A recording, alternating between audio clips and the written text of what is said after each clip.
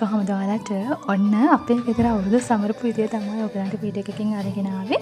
ඉතින් දැන් අවුරුදු ගානක ඉඳලා මම ඔයගලන්ට මේ වීඩියෝ එක අරගෙන එනවා.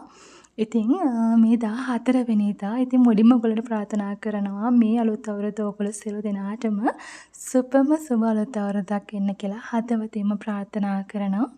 ඉතින් ඔන්න අවුරුදු දවසේ හරිම සතුටින් තමයි මම උදේම නැගිට්ටේ. උදේම නැගිටලා සාලේ හිමස්වස් කරලා කිරෝතරවන්න තමයි මේ ලෑස්ති වෙන්නේ.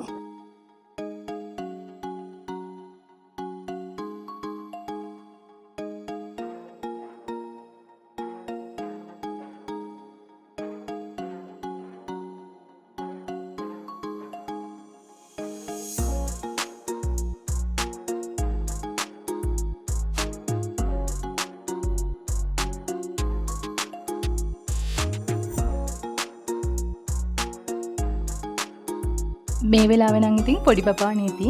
ඉතින් ඒ නිසා අපි තුන්දෙනා එකතු වෙලා කිරි ටික උතරවනවා.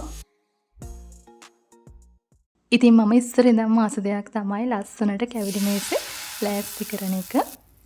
ඉතින් මේ පාර අවුරුද්දට නම් මට ලොකුවට කැවිලි වර්ග හදන්න හම්බුනේ නැහැ.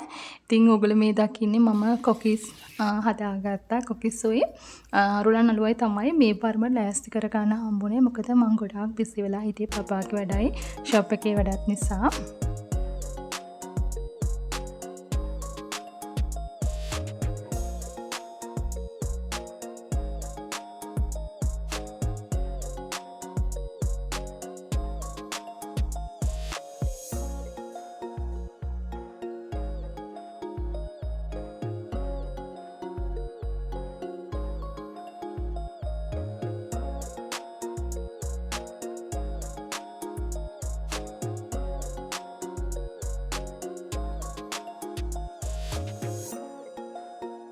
ඉතින් ඔන්න ඔය විදිහට තමයි මෙදා පාර අවුරුද්දට කැවිලි මේස ලෑස්ති කරගත්තේ.